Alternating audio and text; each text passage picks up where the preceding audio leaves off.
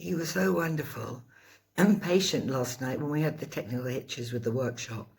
I thought I'd tell you something really, really special. And yes, I'm wearing a wig today. I hope you like it. Anyway, I don't use face cream. I haven't used face cream for years. I just use sunscreen. I transfer into a 30ml pot like this. And in this, you're going to add 8 drops of essential oils. Now you can mix and match them. I'm going to tell you about the best ones and then you can decide which ones you like. So niaouli, it's a funny word, isn't it? That is brilliant for acne problematic skin. Lavender has similar properties and that's great, and it's also good if you tend to suffer with headaches. Then we have rose. It's got to be one of the best essential oils there is. Great for dehydrated skin, but also an antidepressant, so it lifts your mood.